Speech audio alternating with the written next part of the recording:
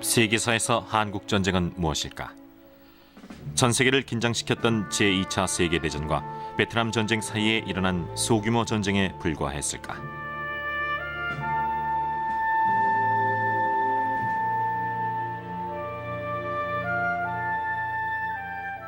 그러나 실상은 전혀 다르다. 아시아의 패권을 놓고 벌어진 피비린내 나는 전쟁이었으며 혹독한 추위와 지칠 줄 모르는 적에 맞서야 했던 처절한 전쟁이었다.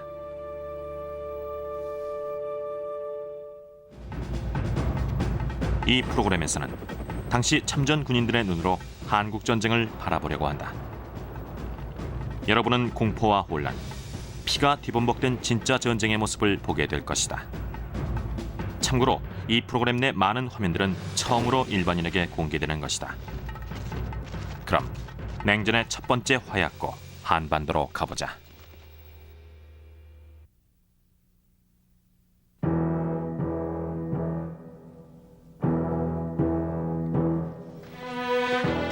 (1950년 4월) 한국전쟁이 일어나기 2달 전인 이때 한반도에는 이미 전쟁의 먹구름이 들이오기 시작했다. 남한의 한 사진사가 촬영한 이 처형 장면은 전쟁으로 치닫고 있던 남한과 북한의 대치 상황을 보여준다. 처형당하는 사람들은 북한에서 내려온 간첩들이다.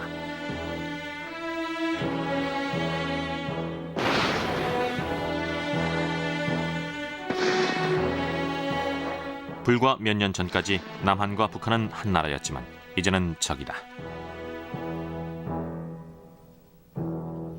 제2차 세계대전 후 싹트기 시작한 둘의 긴장관계는 당시 거의 폭발 직전이었다. 한국은 고요한 아침의 나라로 불리지만 실제 자연 환경은 험하고 과거 역사는 고난의 연속이었다. 한국이 위치한 한반도는 북태평양의 조그만 반도로 미국에서 만여 킬로미터 떨어져 있다. 특이한 점은 주변에 러시아와 중국, 일본, 세 강국이 버티고 있다는 것이다.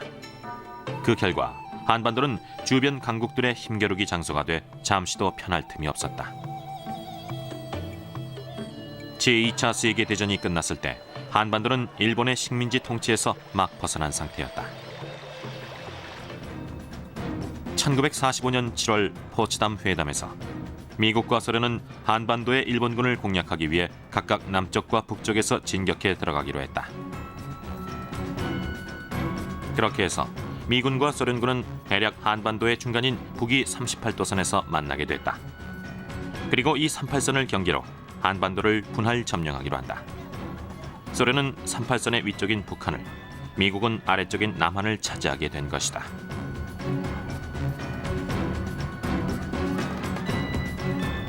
이후 1947년 미군과 소련군이 철수할 때 남한과 북한에는 전혀 다른 정부가 들어섰다. 북한에는 조선인민공화국이란 공산 정권이, 남한엔 이승만 대통령의 대한민국 정부가 수립됐다.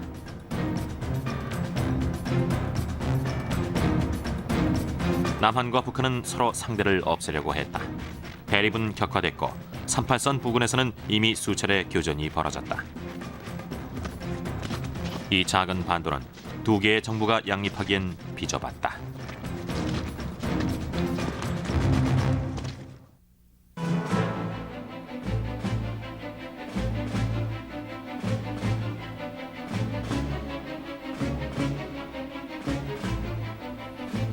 (1950년 6월 25일) 새벽 4시 북한군은 38선을 넘어 남한을 침략한다. 이전의 소규모 교전과는 차원이 다른 전면전이었다. 13만 5천 명에 달하는 북한의 인민군은 별다른 저항을 받지 않고 거침없이 남쪽으로 진격했다. 수적으로나 장비면에서 열세였던 남한의 국군은 저항다운 저항 한 번 못한 채 속수무책으로 당했다. 당시 남한의 전투력 열세에는 그럴 만한 이유가 있었다. 한국 전쟁 전에 이승만 대통령은 공공연하게 북침을 주장했다. 이에 미국은 아예 국군의 전력 증강을 막았다.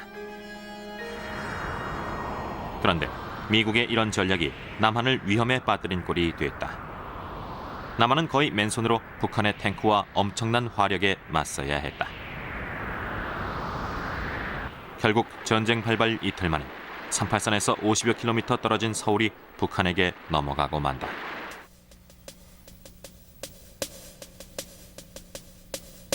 겁에 질린 서울 사람들은 피난을 떠나기 시작했다. 한강을 건너 남쪽으로 갈 수 있는 길은 이들 피난민으로 북새통을 이뤘다. 그러나 북한 인민군의 남하를 두려워한 국군이 한강 다리를 폭파시킨다. 한강 다리가 폭파되는 순간 다리를 건너고 있던 수백 명의 피난민은 거의 대부분 목숨을 잃었고 수천 명은 피난길이 막히는 신세가 됐다. 서울이 함락됐다는 소식은 순식간에 퍼졌고 남한은 공포 분위기에 휩싸였다.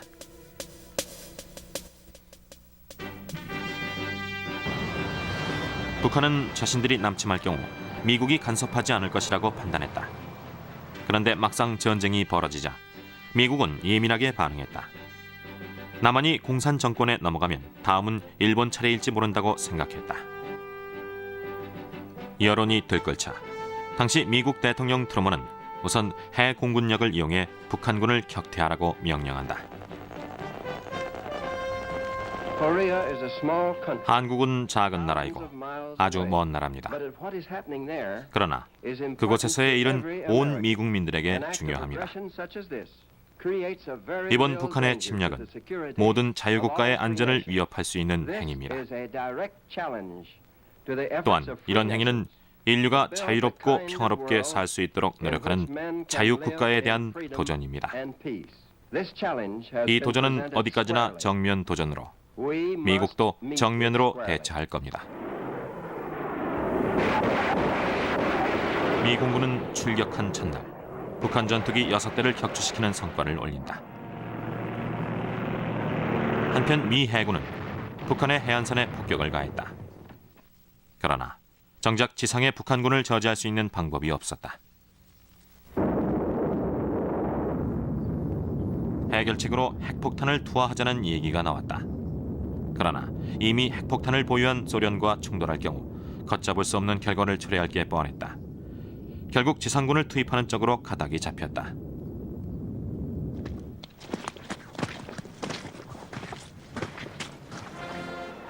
트루먼 대통령은 유엔에 국제경찰로서 북한을 저지해달라고 요청했다. 유엔이 무법적인 침략 행위를 저지하기 위해 즉각적으로 조치를 취하고 이 조치에 전 세계의 자유국가들이 즉각적으로 호응할 때 국가 간의 체계를 세우려는 인류의 노력이 결실을 맺을 것입니다.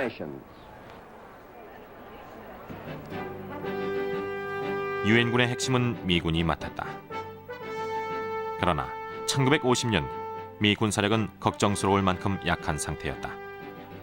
이에서는 1945년의 10분의 1 정도였고 특히 극동아시아에 배치된 미군은 극소수였다. 당시 남아있던 미 군사력은 유럽의 북대서양 조약기구에 거의 집중돼 있었다.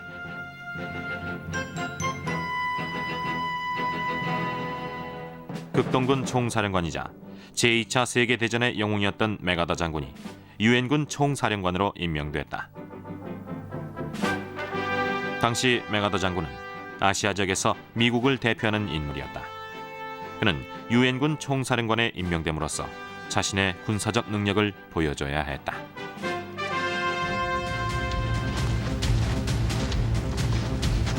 제일 먼저 급파된 스미스 중령의 특수임무 부대는 급박한 전쟁 상황을 온몸으로 느낄 수 있었다. 7월 초 스미스 특수임무 부대는 오산 부근에서 남쪽으로 진격하는 북한군을 발견했다. 즉시 산속에 숨었다가 북한군이 다가오자 가지고 있던 모든 화력을 동원해 저지 작전에 들어갔다.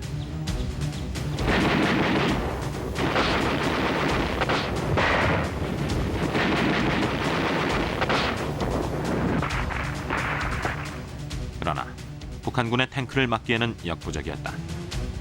겨우 넉 대만 파괴했을 뿐 나머지 33대는 미군의 저지선을 뚫고 남하했다.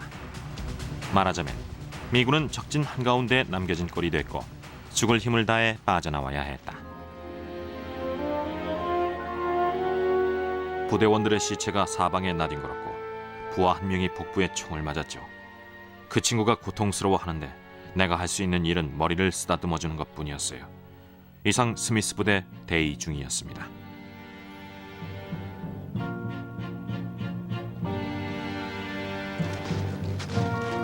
이 오산 전투를 통해 유엔군의 임무가 단순한 국제경찰이 아니라 전쟁에 적극적으로 개입해야 한다는 점이 명확해졌다. 뒤이어 몇 주 동안 미 제8군 소속의 지원부대가 도착했지만 손바닥으로 강물을 막는 격이었다. 북한은 부산 근처까지 진격해 내려왔고 유엔군은 조금만 더 밀리면 바다로 뛰어들어야 할 형편이었다. 당시 유엔군의 전략은 북한군을 상대로 지연작전을 펴는 것이었다. 남진 속도를 둔화시키고 방어선을 구축하면서 시간을 벌려고 했지만 쉽지 않았다. 계속해서 북한군에게 밀려 후퇴를 거듭했다. 7월 20일 결국 금강전선마저 무너지고 남한은 한쪽 구석에 몰리게 됐다. 누가 봐도 유엔군의 참담한 패배였다.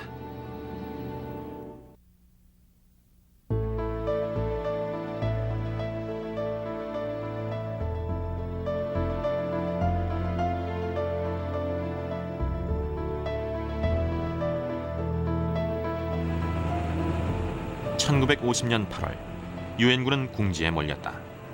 한반도 최남단 부산에서 불과 100여 킬로미터 떨어진 지점까지 밀려난 것이다.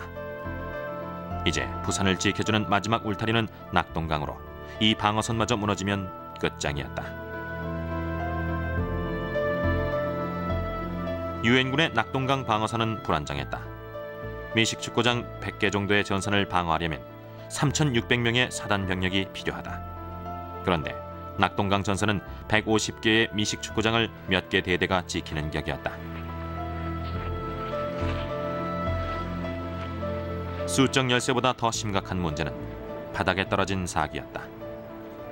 유엔군은 평화 유지 임무를 수행하다가 갑자기 치열한 전투 현장에 투입돼 상당수가 전장 공포 증세마저 보였다. 화가 난 미 제8군 사령관 워커 중장은 이런 사실을 메가더 총사령관에게 직접 보고했다. 워커 중장은 제2차 세계대전 당시 패튼의 휘하에서 활약한 철두철미한 군인이었다. 그는 7월 29일 낙동강 전선을 사수하라는 명령을 내리고 여기서 더 후퇴하면 장례식을 치러주겠다고 말했다. 사방에 적들이 깔린 상태에서 워커 중장의 부대가 한 가닥 희망을 거는 것은 우세한 화력이었다.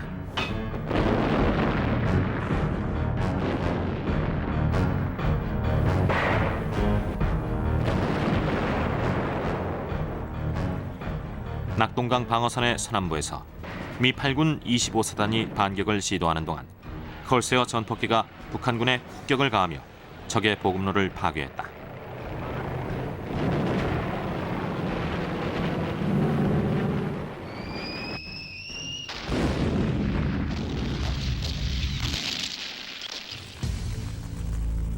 그러나 그 와중에 미군 지원 포병대대가 북한 인민군의 공격을 받는다.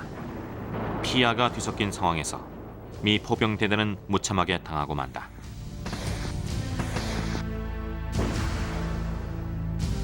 이 전투로 미 포병대대는 모든 장비를 잃었고 수백 명의 인명피해를 입었다.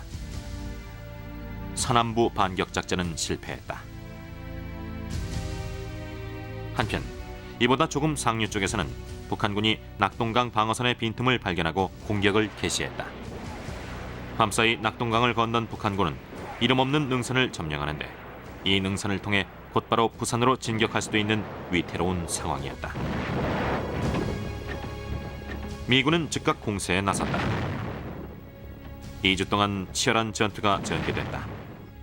얼마나 치열했던지 어떤 고지는 미군과 북한군이 서로 10여 차례씩 번갈아가며 차지할 정도였다. 그 사이 북한군에 대한 공습은 계속됐다. 총격전이 끝나면 아군 전폭기의 공습이 시작됐습니다. 북한군은 비명을 질렀고 그 소리는 우리 귀에도 들릴 정도였죠. 비중대 플로이드 애킨스였습니다. 마침내 낙동강을 건너왔던 북한군을 격퇴시킬 수 있었다. 개전 이후 처음으로 북한군의 공세를 막은 것이다. 8월 중순, 유엔군은 효과적인 지상전 수행이 가능한 만큼의 병력을 보충할 수 있게 됐다. 부산항을 통해 프랑스, 터키, 태국, 에티오피아의 지원군이 도착했고, 특히 영국을 비롯해 캐나다, 호주, 뉴질랜드 같은 영연방 국가에서 많은 지원군이 도착했다. 이들은 제2차 세계대전에 참전하기엔 너무 어렸고 이제 활약할 나이가 된 젊은이들이었다. 그런데 전쟁의 참상에 대해서 너무 모르고 있었다. 특히 미군들은 자신감이 지나쳐 보일 정도였다. 부산은 마치 대학생들의 동창회 날 같았습니다. 들뜬 분위기였죠. 주눅든 모습은 없고 다들 당당했어요. 마치 걱정하지 마, 우린 미 해병대야 라는 것 같았죠. 탐 깊은 소위였습니다.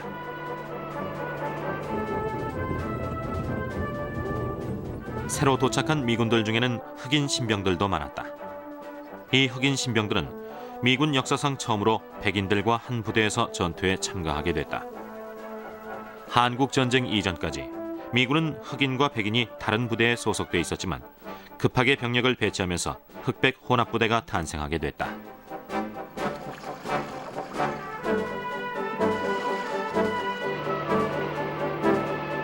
전쟁터에서 피부색은 중요하지 않았다.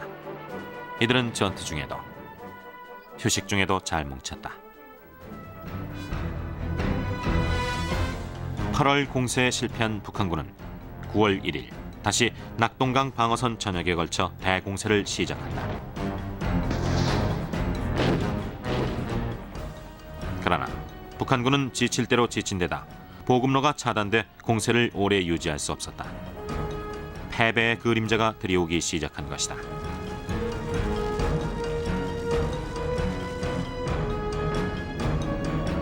마침내 유엔군이 반격을 할 때가 됐다. 그리고 그 반격의 장소는 메가더 총사령관이 알고 있었다.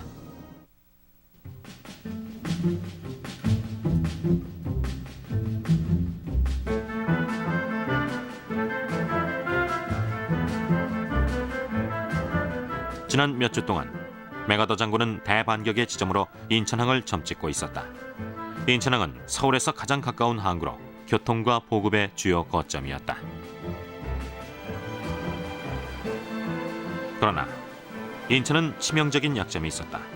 적진 한가운데 위치해 있고 소수간만의 차이가 1km나 됐다. 게다가 항공 정찰 결과 북한군이 인천항을 철통같이 경계하고 있었다. 위험 부담이 너무 컸다.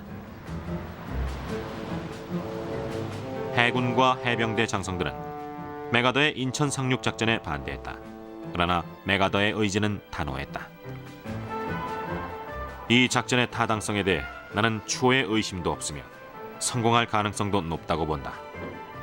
또 한 발 더 나아가 이것이야말로 적으로부터 주도권을 빼앗을 수 있는 유일한 희망이며 결정타를 입힐 수 있는 기회다.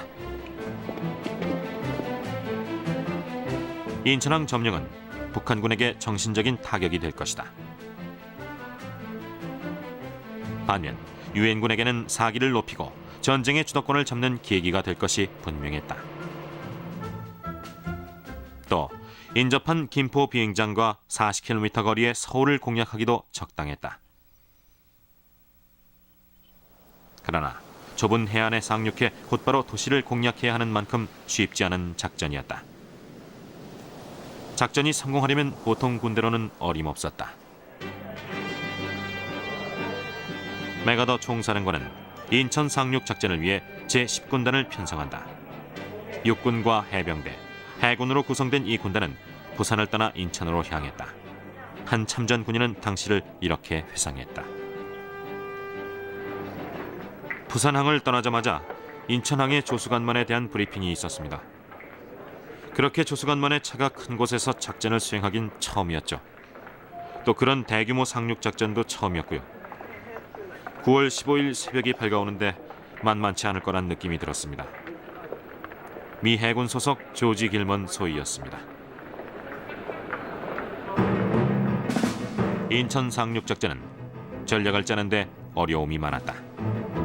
썰물일 때 수심이 너무 얕아서 대형 군함의 기동이 쉽지 않았기 때문이다. 그래서 상륙작전을 밀물 시간에 맞춰 두 단계로 나눠야 했다. 아침 밀물 시간에 인천항 입구에 위치한 월미도를 확보한 다음 저녁 밀물 시간에 인천항을 공략하기로 했다. 작전 개시 닷새 전 월미도에 폭격을 가해 적을 무력화시키기 시작했다.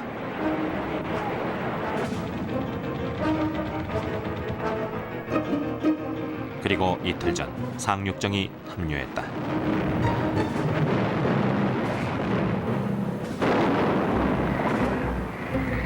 드디어 9월 15일 새벽 미 10군단은 월미도 공략에 들어갔다. 월미도의 북한군은 방심하고 있다가 사상자를 320명이나 내고 섬에서 후퇴했다. 미군은 전사자는 한 명도 없이 부상자만 20명이었다. 월미도 점령 후 다음 밀물까지 11시간 동안 10군단의 보병들은 휴식을 취했고 콜세어 전폭기들은 인천 시가지에 융단 폭격을 해댔다. 다음은 당시 월미도에서 공습을 지켜본 잭 시걸 기자의 라디오 방송 내용이다. 콜세어기가 날아가고 있습니다. 정말인지 쏜살같이 날아다니네요. 폭발음 들리십니까? 2번 올리죠. 세상에, 어느새 저쪽 산까지 가서 한 방 먹이고 다시 이쪽으로 오고 있습니다. 어둠이 깔리자 본격적인 인천 상륙작전이 시작됐다. 상륙 목표 지점은 인천 시가지와 가까운 레드비치와 남쪽의 블루비치였다. 구축함과 로켓 포함해서 포탄을 퍼부어댔다.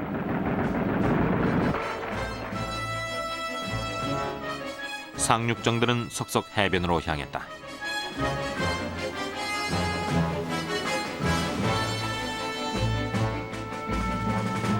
탱크와 각종 중장비들도 상륙했다.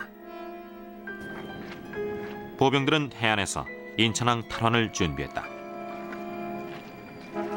작전 개시 1시간 30분 만에 레드비치를 완전 장악하고 인천 시가지로 들어갔다.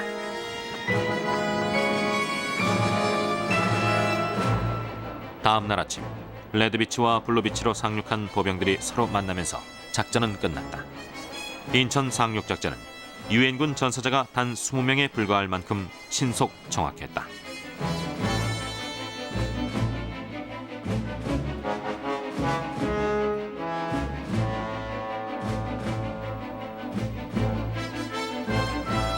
메가더 총사령관의 도박은 성공했고 그 성공에 가장 기뻐한 것은 그 자신이었다. 그러나 전쟁은 이제부터 시작이었다.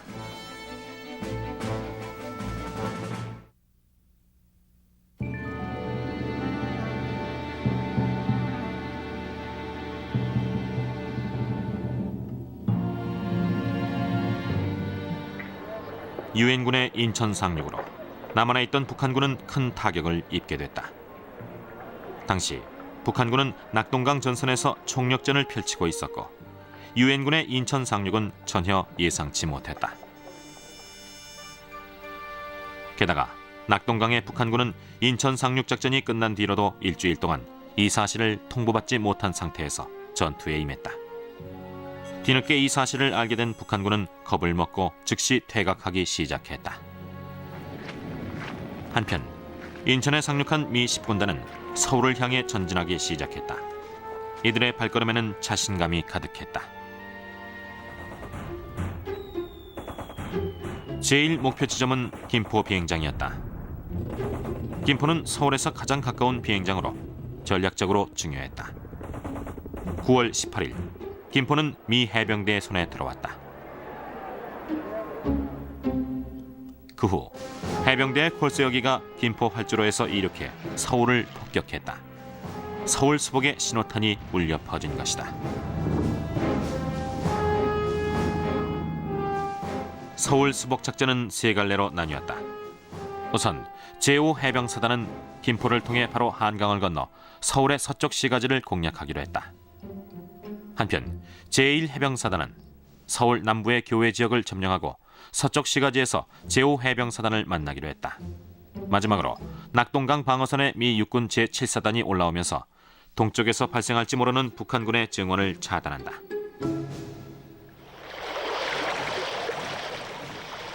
미 해병대는 작전대로 한강을 건넜지만 서울 서쪽의 고지에서 강한 저항에 부딪힌다.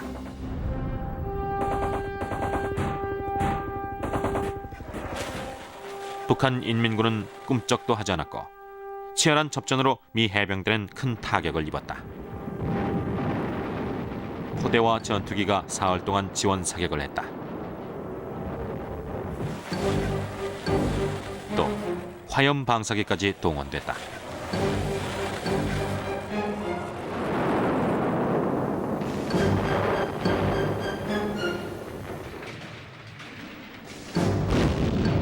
그러나 북한군의 저항은 거셌다. 미 해병대 소속의 중대가 66고지에서 치른 전투는 처절할 정도였다.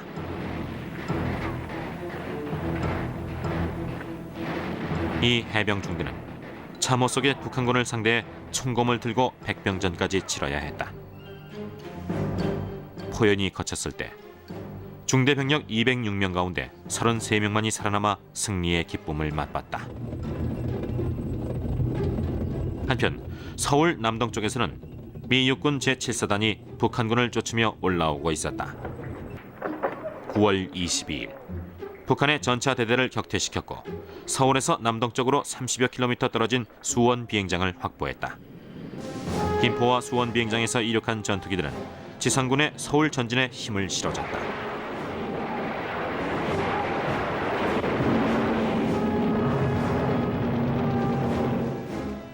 (9월 24일) 유엔군은 서울 주변의 고지를 점령했다.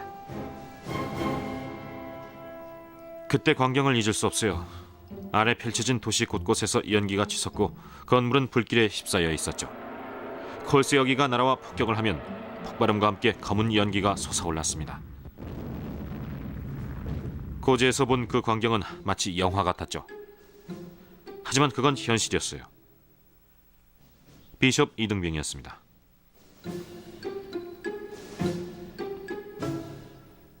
다음 날인 9월 25일 북한군은 서울에서 퇴각하고 3개월 만에 서울은 수복됐다.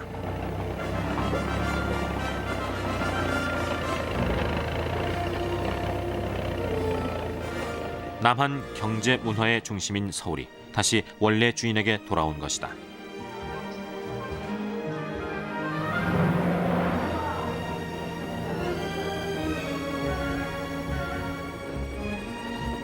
(9월 29일) 이승만 대통령과 메가더 총사령관이 참석한 서울 수복 기념식이 거행됐다. 이 기념식은 전 세계의 유엔군의 국제 경찰로서의 위상을 알리는 자리이기도 했다. 그러나 기념식 중간에도 멀리 저격병들의 총성이 들려 위험이 완전히 사라지지 않았음을 경고했다.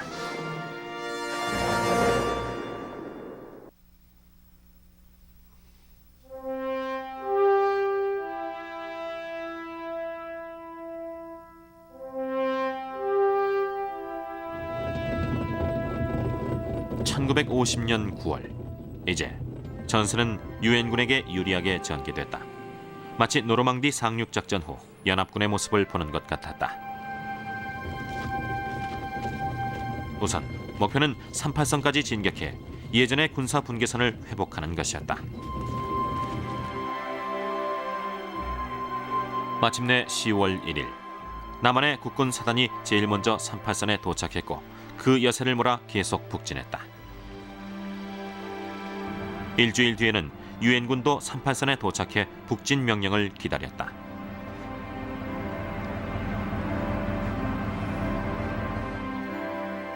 그런데 이때부터 미국 청계의 고민은 시작됐다.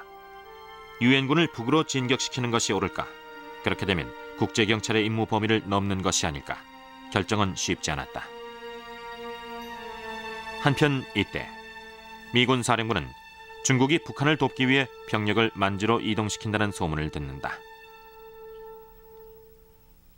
중국은 한반도에 대한 미국의 간섭을 못마땅해 했고 그 간섭이 만주 지역으로 이어질까 염려하고 있었다. 첩보에 따르면 45만 명의 중국 공산군이 압록강 너머에서 언제라도 공격할 태세를 갖추고 대기 중이었다. 그러나 완전한 승리를 바라는 군과 일반인들은 이런 위험 신호를 무시해버렸다. 미국민은 절반의 승리에 만족하지 않았다. 사실 한국전쟁은 미국과는 거의 무관한 전쟁이었다.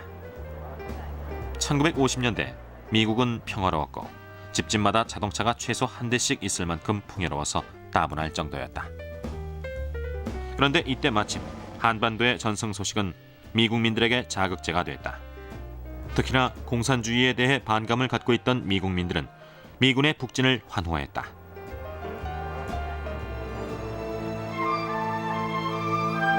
전쟁터가 북한으로 옮겨지면서 남한 사람들은 일상생활로 돌아갔다. 결혼식과 장례식도 치르고 시장도 열렸다. 또 지난 넉 달 동안 전쟁이 남긴 상처를 복구하면서 이승만 대통령이 늘 다짐했던 한반도의 통일을 기대했다. 그 기대는 오랜 세월 외세의 간섭과 침입에 시달렸기 때문에 더욱 간절했다. 한국은 과거 때로는 중국, 때로는 일본, 때로는 러시아의 간섭을 받는 수모를 겪었다. 심지어 이들 나라의 지배를 받기도 했다. 그 가운데서도 중국은 1000년이 넘게 한반도에 영향력을 행사했다. 그래서인지 두 나라는 불교와 벼농사를 짓는 등 문화적으로 비슷한 점이 많다. 그러나 1950년 이 두 나라의 정치 체계는 완전히 달랐고 한국전쟁은 이를 확인하는 자리가 됐다. 남한의 국군과 중국의 공산군은 그 어느 때보다 격렬한 충돌을 앞두고 있었다. 북한의 수도 평양으로 가는 길은 거칠 것이 없었고 유엔군은 각 부대별로 누가 먼저 평양에 도착하는지 경쟁했다. 북한은 평양 근처에 저지선을 구축했지만 유엔군의 파죽지세의 공격을 막아내지 못했다. 미 제8군은 38선을 넘어 북진한 지 열흘 만에 평양 입구에 도착했다. 뻥 뚫린 길을 바라보며 미군들은 몹시 들떴다. 메가더 총사령관이 추수감사절을 고향에서 보내게 될 거라고 했고 우린 그 말을 믿었어요. 사기가 하늘을 찔렀죠. 카디널 이등병이었습니다.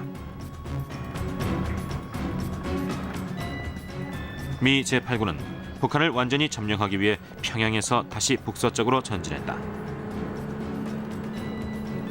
북한의 마지막 주요 육상 거점이었던 청천강을 건널 때는 승리가 바로 눈앞에서 손짓하고 있었다.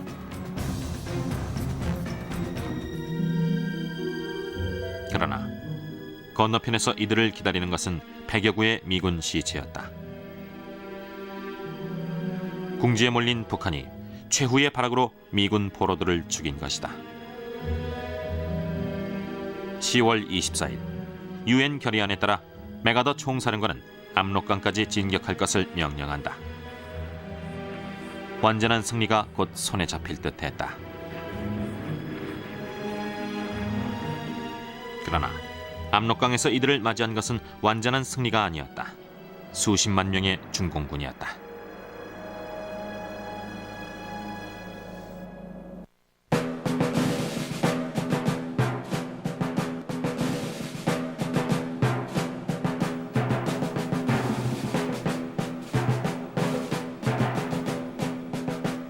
(1950년 10월 25일) 유엔군이 설마했던 일이 현실로 나타났다.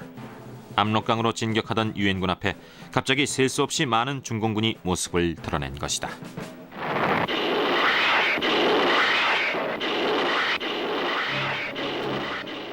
중공군은 유엔군의 항공 정찰을 피해 몰래 북한 산악 지역에 잠입 숨어 있었다. 이들의 기습 공격에 유엔군은 속수무책으로 당했다.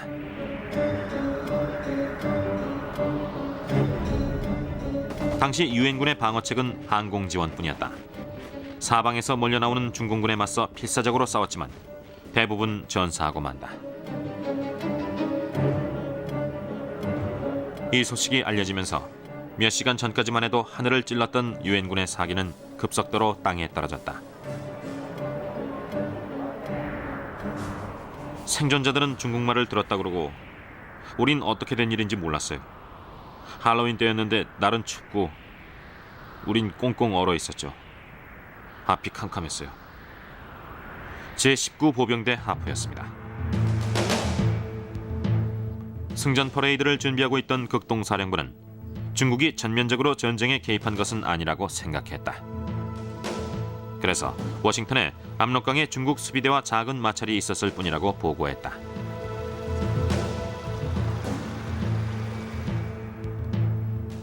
그러나 워커 중장은 불안한 기분이 들었다. 휘하 부대원들을 전부 청천강까지 후퇴시킨 다음 상황을 다시 알아보라고 지시했다.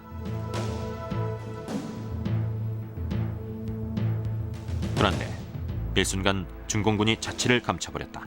산속으로 들어가 숨어버린 것이다.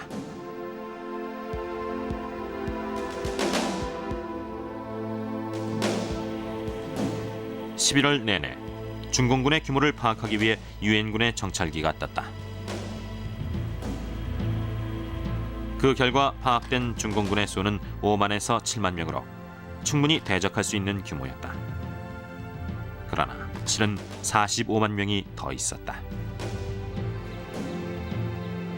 중공군은 위장술의 천재들이었다.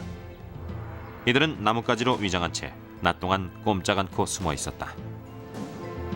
그러면 아무리 정찰기가 위에서 자세히 관찰해도 중공군의 모습을 찾아내기가 힘들었다.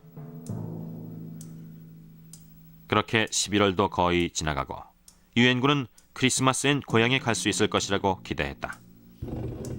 중공군이 잠잠하자 11월 24일 메가더 총사령관은 재전진을 명령한다.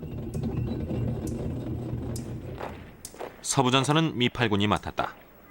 이번엔 단 한 대대도 낙오되는 일이 없길 바라며 압록강으로 전진했다. 동부전선은 제10군단이 맡고 장진호 방향으로 전진했다.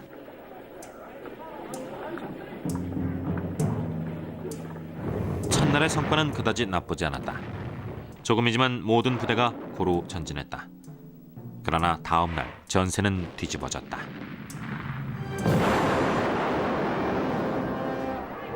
미 8군과 10군단 사이에는 허술한 빈틈이 있었는데 중공군이 이 지점을 집중 공격하고 나선 것이다.